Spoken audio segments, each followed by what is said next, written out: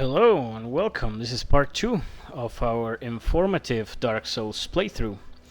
If you watched the first part of this series, then you already know what it's all about. I'm trying to go through Dark Souls while explaining the basics so that anyone can start to play, even if you are an absolute beginner to games or whatever in general. I'm not like super thorough if you're like you don't even know where the buttons in your controller are. Like, this is not that kind of we do not go that much in depth, but we'll assume that you know where the A button is, where the R1 button is, and that you can understand at least basic game uh, basic like game language, I guess. I don't know how else to say it. So last time we finished up the Undead Asylum and we ended up here at the Firelink Shrine, and the first thing that comes to draws attention is of course the bonfire, which we're going to be resting at. Now this bonfire we can actually do things in, unlike the last one. So let us just explain real quickly. Now the first and most important, level up. Bonfire is where we level up and we power up our character, and finally we are going to be talking about all of these stats that are here, and which most of which are not really self-explanatory at all. Like, this is something that I myself struggle with at first when playing this game, because obviously there's always that RPG fear that you're gonna build yourself wrong, and that you're just gonna get to a point where the weight of your bad decisions accumulates in such a way that the game is now unbeatable. And I think that's something that can happen in Dark Souls, maybe, but I think you would have to be pretty, like, if you were like putting all of your points into resistance for some reason, obviously you might end up like a weakling. But you're not gonna do that, right? I mean, you know that strength, maybe strength has some nuances to it, but you know that it always gonna make you hit harder, right? You know that vitality is gonna give you more HP, and in this game, really, there's not a lot of nuance to how these stats work for the most part. There's some nuance, I guess, but we will go over it, and it will no longer be it's not complicated, right? So we can actually toggle a little explanation for these things here, and we're just gonna go in order. This is a level, of course. Souls, we talked about these briefly at the end of the last episode. Souls are our experience points, basically. They're also the gold. We like souls. We like having souls, lots of souls. So we are going to try our best not to waste them, right? And we can just see here how many souls we need to level up once. And now the stats themselves. First, vitality. Pretty self-explanatory. The more vitality you have, the more HP you have. And HP is good because the character dies when this reaches 0. That's just as straightforward as you can get. Obviously, if you're a player who does not have a lot of confidence yet, you can always put some points in vitality. It's never a bad idea to do so, in my opinion. It's just that, it's something that you're always gonna use it, right? You're always gonna use it. It's always gonna have a good use. So vitality is a perfectly acceptable stat to raise, and obviously you don't want to neglect like your combat stats, the ones that give you actual damage. But I would not blame you if you just put a few points in vitality just to be safe. We're not gonna be doing that for most of this playthrough, because I want to showcase something that I think is more interesting for managing your health than actually raising it. So the next one is attunement. Attunement is, if you read that description, that doesn't really tell you anything. Determine the number of attunement slots. What the hell does that mean, right? What the hell does that actually mean? What it means is attunement slots are basically slots for your spells. The more attunement slots you have, the more spells you can have equipped at once in your person. That's really it. So if you want to cast a lot of different spells without having to equip and unequip them from the menu, you have to raise your attunement. We're not playing a mage right now, so we're not really going to level up attunement at all. Even though there might be a reason, even if you're not going for like an intelligence or faith build, There's another reason you might want attunement, and that's pyromancy. Pyromancy is a type of spell casting in this game that does not scale with any stat at all. Like, it doesn't matter if you are a warrior, a mage, a thief, it doesn't matter who you are. Pyromancy skills always inflict the same amount of damage, and they always have the same effect. So they're quite versatile, and if you want to focus your attention on using a lot of pyromancies, then you should level up attunement so you can have a lot of them ready. We are not going to do that in this playthrough, but I just thought you might want to know. Endurance. Endurance is probably the most involved of these stats. Maybe, we'll see. It determines a lot of things. Stamina, equipment load, and resistance to bleeding. Now, resistance to bleeding is meh. I mean, we're not really leveling the stat for this, even though I guess it's neat. But really, the important thing with this is stamina. Stamina is, in my opinion, stamina is more important than health. You can get a lot of value out of stamina in terms of survivability that it's even more important than HP, to be honest. Like, if you know how to use your stamina, you can prevent a lot more damage than you would have by just having high health. Because if you got high health, you can take a lot of hits, but you're not really preventing damage, so eventually you just die. But if you know how to use your stamina, you theoretically have infinite health, right? Because you're dodging everything, right? So, like I implied, stamina allows us to roll, it allows us to block, and it allows us to swing. So basically every action that we take that is combat oriented is going to use stamina. And stamina regenerates in battle, but the rate at which it regenerates is affected by the equipment load, something that is also governed by endurance. Now, equipment load measures how much our character can carry efficiently or effectively. I don't know which one applies there. The more we load our character up with equipment, the heavier they'll get. So they'll be slowed down considerably if you max this statistic out. You know, they won't be able to roll fast. They will be very, very slow moving, but most critically, they will recover stamina at a snail's pace. They won't recover stamina like at all in time for you to make that crucial block that you needed to make, or that roll. And that, in the middle of battle, that can make all the difference in the world. So what we want to do is always keep our equipment load as low as possible. Now, we are playing a very strength and kind of tanky oriented build in this playthrough. So we are never really going to go below a certain level of equipment load. Usually, if you were to just unequip everything, you would be at minimum load, and that means you would roll really fast and move really fast. So and every so often there'd be a threshold in which you can no longer fast roll, or you can no longer recover at certain rates. So we're gonna be like medium on that scale. Like, we're not gonna be too slow, but we're not gonna be too fast either. We're gonna try to keep ourselves at a medium level.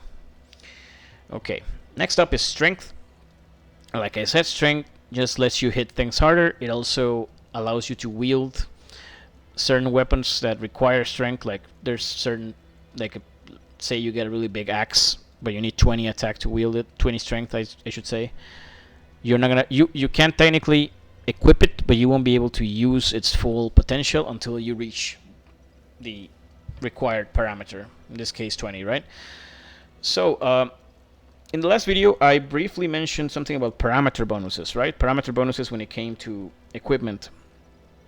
Every single weapon in the game scales with certain parameters. There'll be weapons that will scale with strength, weapons that will scale with dexterity, intelligence, and faith. Basically, those are the four. And I think there's a weapon that scales with humanity, actually, but that's beside the point.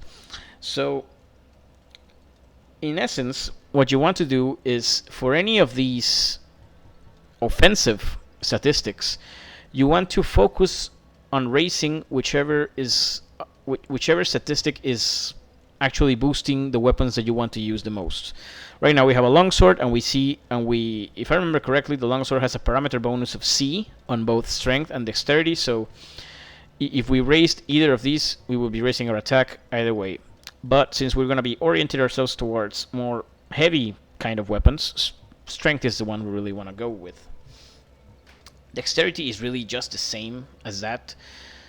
It will affect the damage that certain weapons do, but not others. Just the same as strength. Dexterity usually influences thief-like weapons, like daggers and katanas and rapiers, those sorts of weapons. While strength is more like axes and long swords and battle hammers and stuff like that, right?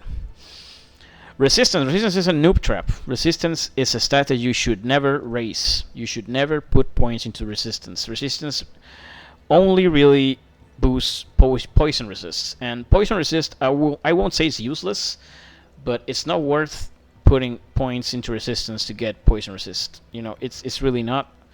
Do not put points into resistance. Don't waste them. Unless you literally want to max everything for some reason. Intelligence and faith are the magical statistics. Intelligence is used for casting sorceries, and faith is used for casting miracles. It's basically like black magic and white magic, right? And how strong those are depend on the statistics, and we're not going to be using any of those in this playthrough, so we're not going to raise these, although there are weapons like swords and such that do scale with these stats. Now, we might use them at some point, but I doubt it. The rest of these is just... These are not stats. These are just very detailed parameters. Humanity is something I will explain later, because it's not really related to this. And there's one last stat here I should discuss, which is poise. Ability to receive attacks without breaking form. What the hell does that mean? It means whenever you get hit, your character will stagger, right? They'll stumble a little bit. They will be stunned for a little while before they can act again. The more poise you have, the more you can avoid that thing from happening. And essentially means that you'll get... If you play fighting games, you will know this concept as super armor. Like you are able to just shrug it off, essentially. And it's really good, because once you get to a certain point, you can actually heal without being interrupted, and that's really neat. We like that. Okay, we're ready to level up, and I'm not gonna play coy with this. We're just gonna pump everything into strength. Really, at this point in the game, we're not really that interested in defense. We just want to get going with as much damage as we can and get to those weapon requirements as fast as we can as well. So I'm gonna do a lap around the Undead Asylum, collecting a bit of some of the items that can be found here. These are gonna be useful because we're gonna be able to get a few more level ups in if we do it. Oh, there's our boy Petrus. Hello there. I believe we are not acquainted. I am Petrus of Thorolund. Business with us. If not, I prefer to keep a distance, if possible. Hello there. I realize that I have requested that we retain our distance, but I also want you to know that it is not meant in ill will. Here, take this as a token of... So he's kind of a pushover. It's for you. Gives us a copper coin. Oh my, you again. Oh, I know. How about this? I'm persistent. My companions here anyway. So what if I were to teach you some miracles? Would that please you? It would, but not because of the miracles. A covenant with the gods. So we can join a covenant now. A covenant is basically like a faction. There's many of them in the game. They don't really come into play unless you are going for PvP mode, like playing online, invading other people and stuff. Each covenant will have a quirk in that regard. Other than that, I've not really found them to do a lot like in the normal, regular offline game. Now this guy, if we were going to play a cleric, maybe we would want to buy some of these, but we're not, so we can only just learn a gesture. Like, yeah, he taught us how to shrug. The effective That's that's not nothing. Okay, let's keep going now. There's I'm gonna go over what these things I'm picking up do in a bit. But first, I'm gonna do something that I would normally not recommend new players to do. But just because I can, I will do it because it will give us a little bit of an edge, and it also might serve as a good lesson for you to not be afraid. As long as you know what you're doing, you can do it. Now, I think that's something that really happens a lot with new players in this game, is that they will come this way. Yeah, they'll come this way because why wouldn't you come this way, right? It seems obvious that you should come this way, and then they'll step into this graveyard and then get really, really, really crushed. They will be crushed by these skeletons. They will come to life and just murder you. They will murder you really, really fast.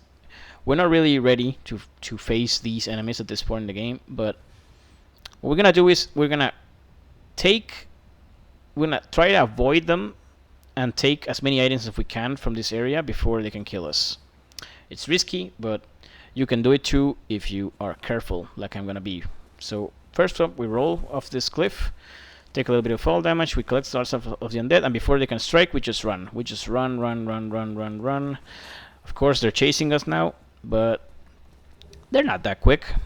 I mean, they can do a pretty bad, nasty jump attack, but normally they won't do it if they're not facing you.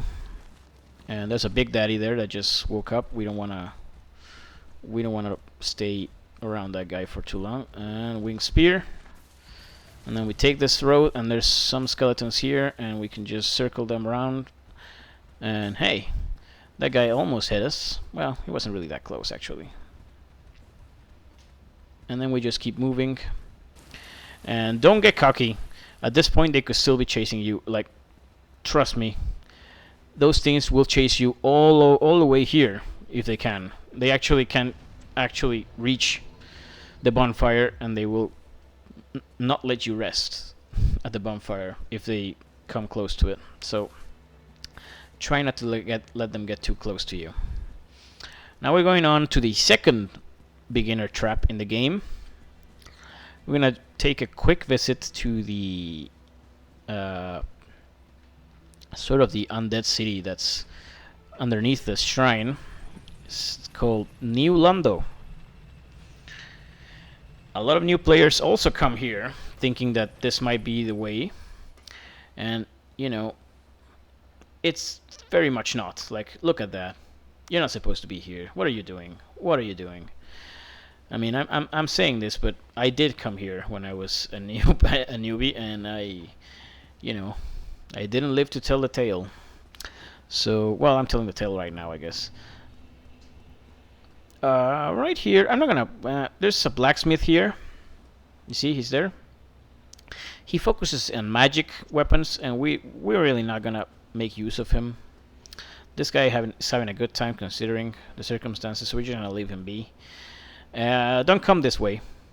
If you have the master key, you can come this way and go into a pretty nifty shortcut, but it is also fraught with peril, and you will not survive as you are new. You will not have a sliver of a chance to get through here if you're new. So don't even bother. If you're experienced, then what the hell? What the hell are you watching this video, right? I'm gonna be killing a few of these. They don't give you a lot of souls, but it can matter. Why not, right?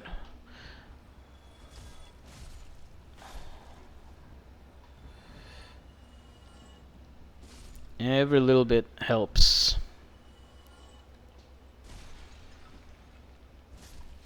You want to kill them quickly, because once you hit them once, they'll actually start attacking you. Estoc. That's a sword. It's not a sword that we will use because it's a dexterity-oriented sword. And a pretty good one at that, actually, but it's not the kind of weapon that we're going to be using in this playthrough. Ooh, we got some transient curse. We're not going to be using transient curse in a long ass time, but it will have its use. It will have its use later on. Okay, we're just going to finish the rest of these guys off, just to get as much as we can of these souls.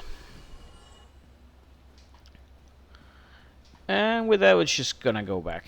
That's really all we needed to do here. Just a quick visit to the big old ghost city. And I say ghost city because there's literally ghosts in there that we can actually hit. Not yet, anyway. Where's the door? There's the door. There's the door. Okay, we're gonna go out now. We're moving out. Okay. Oh. I really love the work they did remastering this game. This is a remastered version of Dark Souls, of course. I originally played this on PS3, and it didn't look nearly as good as it looks now. Although some might say that, you know, that lower resolution kind of gave it something, like something mystical that you lose when you approach a higher level of fidelity. I don't know. Maybe they're onto something. We didn't talk to this guy.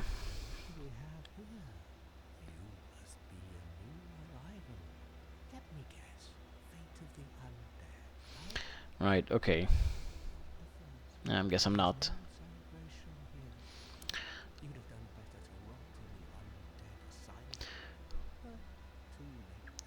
This is a pep talk.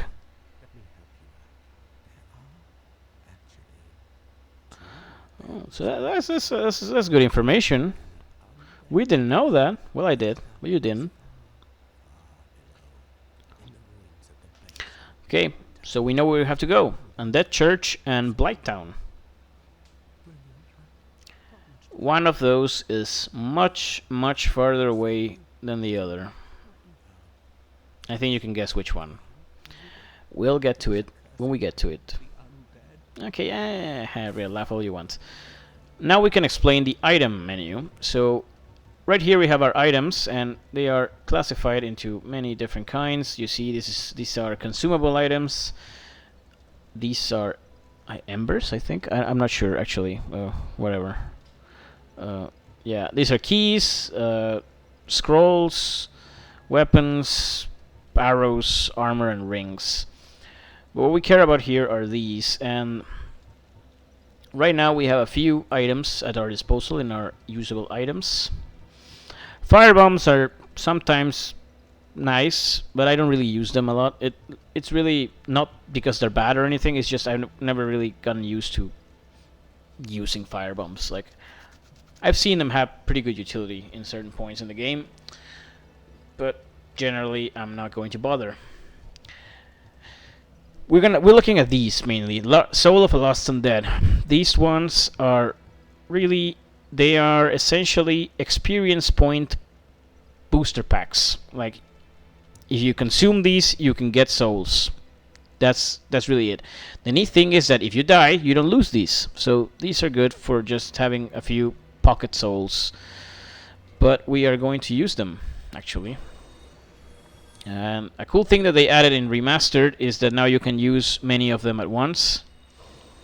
Back on PS3, you had to use them one by one, which was a little annoying. Hey, we're up to... Yeah, so we're gonna go for endurance and strength and get on our merry way now. Right, so this is where you're supposed to go. Not through there, and not through down there, but here. Commit that to memory. Okay. And right away, there's a few enemies waiting for us in there. Before we get too close, we can actually observe what is in front of us. Like, if you see, there's a guy all the way down there. There's that guy, and there's one guy over up top, and two guys in there. There's also another guy that you can't see here, but he's like further back there, up after the stairs. And in this situation, you want to... this is a very good place to illustrate a rule about Dark Souls that is extremely important, which is enemies have certain aggro ranges, right? Depending on where you're placing your feet, it means when an enemy will attack you. So if you just went to go guns blazing, every one of these enemies will just lock in on you and just chase you down to the ends of the earth. But if you went in slowly, then only this guy would be triggered by that. Because I only entered his aggro range, so now I can take my time defeating him without having to worry about all the other enemies getting to me. So now that's one less. And if we had just gone up with no reservations, we would have to deal with all of these other guys attacking us. Well, we had to deal with them. So we want to be as careful as we can about that. So next is that guy is gonna drop down. And these skinny guys are usually pretty weak, but they can do like a lunge attack that's really quick, so we don't want to expose ourselves to that. And just kill him like that. And in order for us to beat that guy, there's no going around it. We're going to have to trigger that guy, right? And he throws bombs at us. So what we're going to do is that we're going to be mindful of each of the bombs that he throws so that we can dodge and attack effectively. Try and time it, you know? Try and figure out. Like, we messed up there, but it's no big deal. There, he's dead. We collect this item, we roll away before the bomb hits us, and we're good. We lost a little bit of HP, but it's okay, we have plenty left. You see, you don't have to sweat it. Like, if you get hit once, it's not the end of the world. You can keep going, and it's completely fine. There's gonna be a guy here, so we're gonna be dealing with that in that way. And I'm gonna killing this guy, and then this guy hasn't triggered yet, so we can take our time with him. There you go. Boom. We're just careful, and you know, we cleared it. That could have been cleaner. We could have prevented damage there, but I still call that a win. You gotta get what you can take. Take what you can get. Shit. Oh, a rat. The rat goes down easily enough. Those rats can sometimes drop humanity, which is neat. I go through here. We're not gonna bother with that door on the back because it's locked. I know it's locked, trust me. And there's more enemies here. So we're gonna take our time and deal with them one by one. You see, they attack, and you just wait till they're vulnerable, and you just hit them. And that's it. That's really it. Okay. Yeah, attack me. Boom. Boom, boom, oh yeah. Okay. See that guy try to gang me to the left, but didn't go work out so well for him.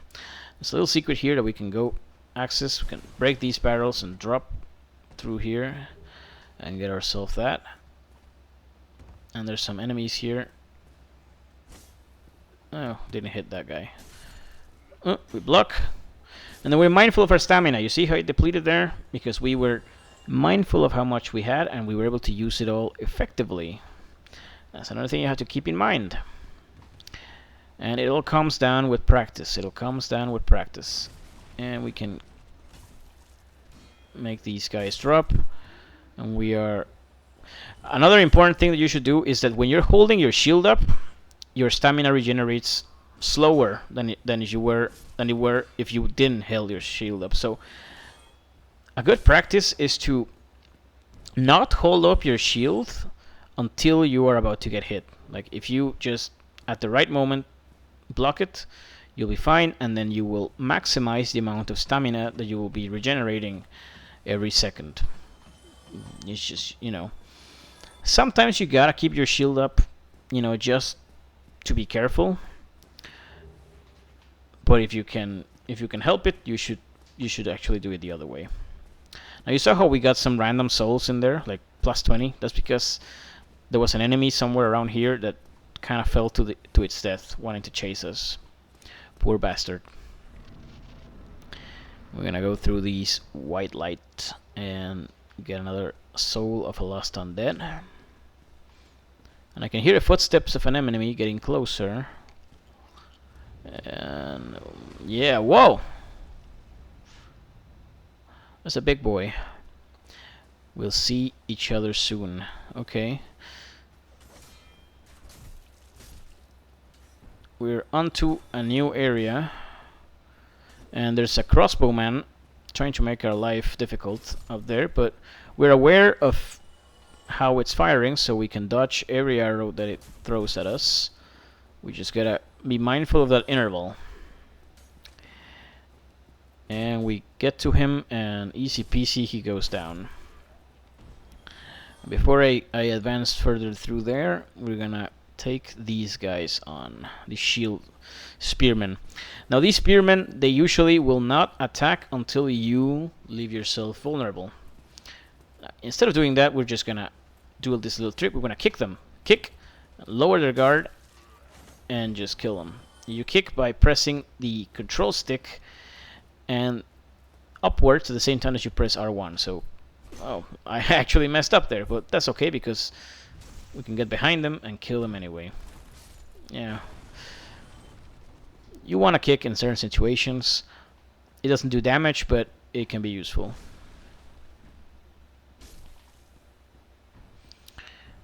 There's some enemies over there. Sure, we can go there. There's a few of those red ones.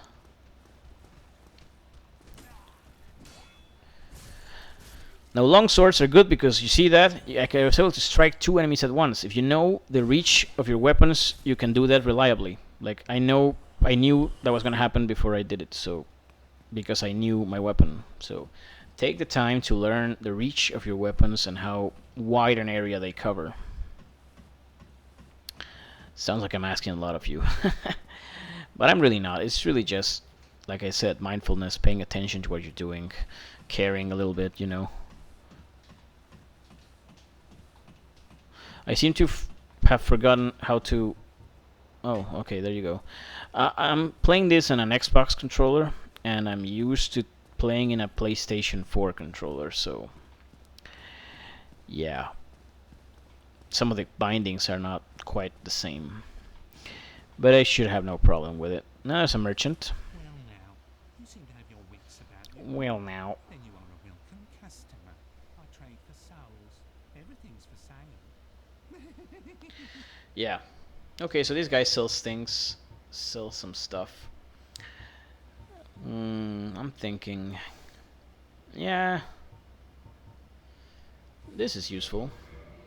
This is not that useful, but we're gonna get it anyway.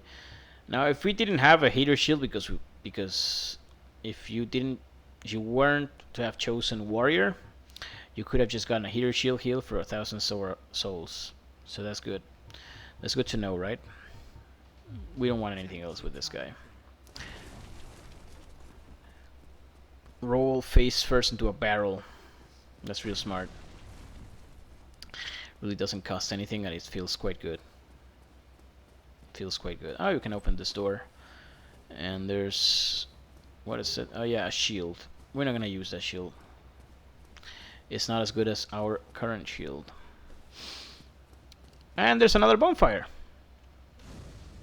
It's a good opportunity to explain. You might have noticed how we are carrying 10 Estus flasks instead of 5. And that's because the bonfire at the Firelink Shrine was a kindled bonfire. What does that mean? If you see this menu here, you see there's an option to kindle. We cannot kindle while hollowed. And how do you unhollow? By reversing hollowing. And how do you reverse the hollowing? With humanity. So let's go over humanity. Humanity is this little black thingy. These are humanities, and they have a lot of functions. Basically, using a humanity is slower than using an Estus, but it recovers the full HP instead of just like a portion. That's just one of the uses of humanity, but the other main one is that you can consume humanity, like so, to increase our counter. You see that counter going up by my HP and stamina. It's at 1 now, and now it's 2.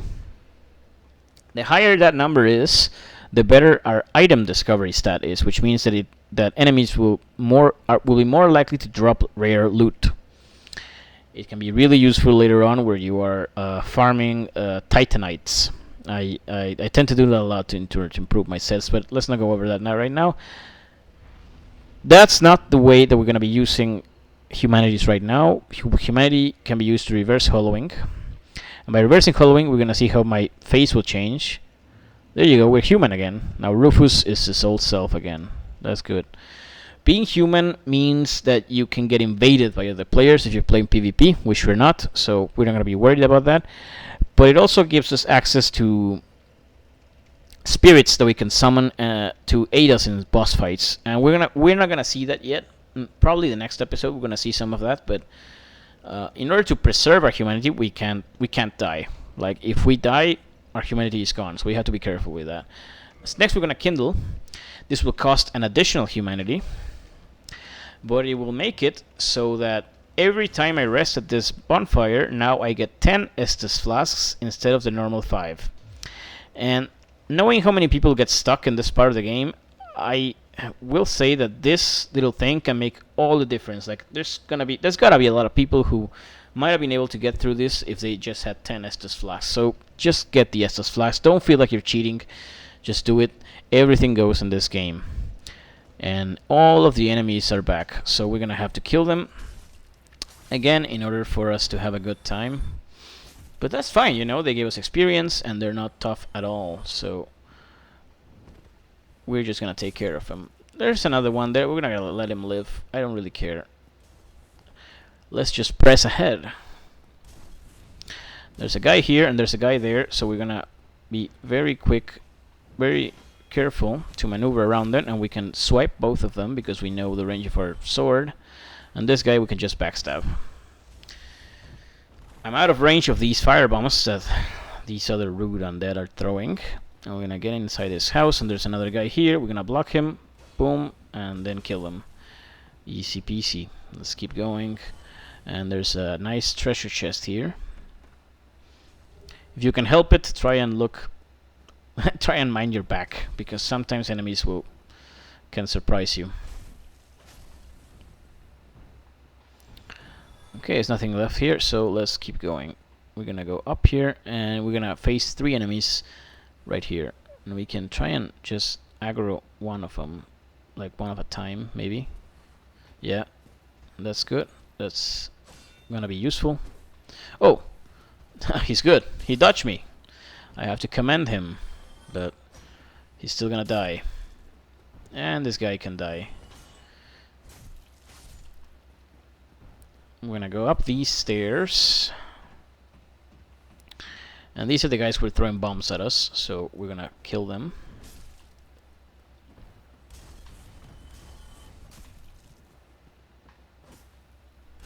I'm trying to be careful not to get hit by bombs. Bombs do fire damage, which means that even if we block them, we are still gonna take damage. Even our badass shield can't really do anything against that. So if you can avoid taking damage from magic sources, you best try to do it by dodging and rolling and getting out of the way instead of outright blocking, because blocking will not stop all of the damage. Now, because we bought that residence key, we are able to get this chest, which has gold pine resin, and that we will have a use for that very soon. We're gonna go up this tower because there's an archer here, or a crossbowman, I should say. Right, and I've been chased by some. Yeah, there's a guy waiting for me here. Okay, he's a shield guy. We can kick him and just hit him. Easy peasy. There's 2 guys here. We're gonna lure one of them out, like so. Block and attack. That should take it down. And then this one, we can just circle around and backstab. Just playing it cool. Now, I'm gonna do something a little risky. I do not recommend that you do this if you're a beginner, or you know what? Actually, do this. Do this if you're a beginner. Challenge yourself, why don't you? There's a knight here. There's a big old badass knight. You see him? Man, he looks really cool, right? He's really strong, and he will kill us in like 2 or 3 hits. But we can still take him on. Just gonna make sure there's nothing here. No, there's nothing else here. We can take him on.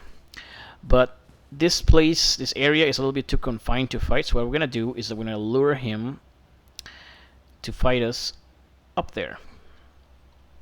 Now, he's a little distracted, so we can take advantage of that and walk slowly towards him and try and get a backstab in. Boom. You see, I barely damaged him. because he has a lot of armor. But now I have to run. I have to run really fast because he's coming after me. And I need to find a better place for me to fight. This is a pretty good open area. So this guy, his attacks are very powerful, but they also leave him open. So we can just keep backstabbing him all over again. And I would recommend that you never leave your guard down with this guy. Do not, never stop blocking, because he will fuck you up. I'm not joking. I wouldn't say we're on the razor's edge here, but he's pretty scary if he hits you. Okay, you see? That's a big chunk of damage, and that's because I couldn't predict that he would do a 4th attack. I thought that he would stop at 3 attacks, but he had a 4th attack. So now now I know that he can do that sometimes, and I will be using that knowledge the next time. Right? We're almost taking him down. I should say that this guy has a chance to drop a very, very good weapon, and if we get that weapon, we can consider this run almost like we won already if we get that weapon, because if we get that, it's like we can use that for almost the entire game, and it will be really, really good if we get it. We'll see though. There he goes. We didn't get it, which might be for the best. This is not meant to be like a, we're not supposed to make it that easy for ourselves. There's going to be a flaming barrel rolling down these stairs. It helps to know that in advance. Yeah, this game will sometimes throw these things at you, and you're meant to just either react quickly or, learn by getting hit. Now, down these stairs, there's another guy like the knight from before, only he's actually much, much stronger. So I'm not gonna take my chances with him. Instead, I'm gonna heal. I'm gonna use an Estus. We hadn't seen that yet, I think. Yeah, that's an Estus flask. And we're at the boss. And before we go through this mist door, I'm gonna equip the gold pine resin that we got before. This will infuse our weapon with lightning damage, which the boss of this bridge does not like. And before you go all the way there, you should always come here first, because there's 2 annoying archers here that will shoot at you throughout the entire boss fight if you do not take care of them. There. And we got their crossbow. We're not gonna be using that, but maybe it will find its use. How the hell do you go down, quickly? Shit, man. Okay, we got the gold pattern resin ready. And watch that tower. Watch that tower. I'm gonna apply it. Gonna apply it. Okay, now we run. That's Taurus demon. And he's coming for us.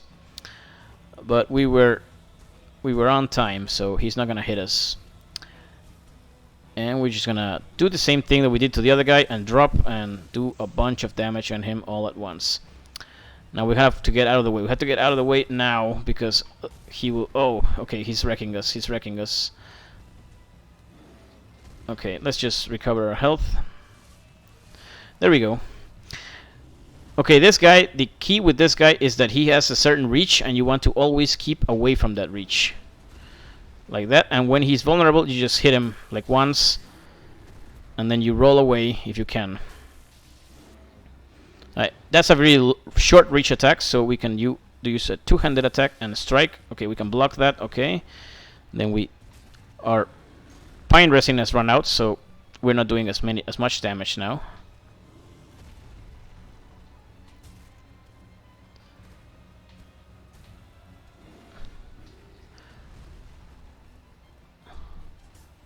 Oh, we missed there, but it's okay.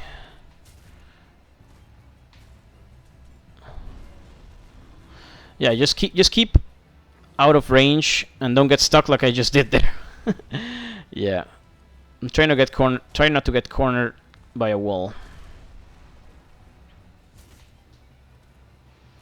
Yeah, when he does that vertical attack, he's never gonna have a lot of range, so you can just safely go at him. There you go, and that should be the last hit. That's it. You see, we got in trouble there for a little bit. It was a close call, but we did it. We did it. We beat the Taurus demon on our first try. Now you don't have to do it on the first try. You can die to him like 2, 3, or 4 times, and you'll have to do that little route that we did again. Except for the knight. The knight doesn't actually respawn. That's good to know, right? But you should be able to, take it at your own pace, and you don't have to worry about failing a lot here, because this fight is actually pretty good as a learning tool. Like if you beat this guy, then you're more than ready to take on what's next, I would say. Before I end this video, I'm going to move a little bit further and get the large soul of the undead. And we're gonna go this way. And there's a friend here that I'd like you to meet. Ah, hello. You don't look hollow, far from it. I am Solaire of Astora, an adherent of the Lord of Sunlight. Now that I am undead, I have come to this great land, the birthplace of Lord Wind, to seek my very own son.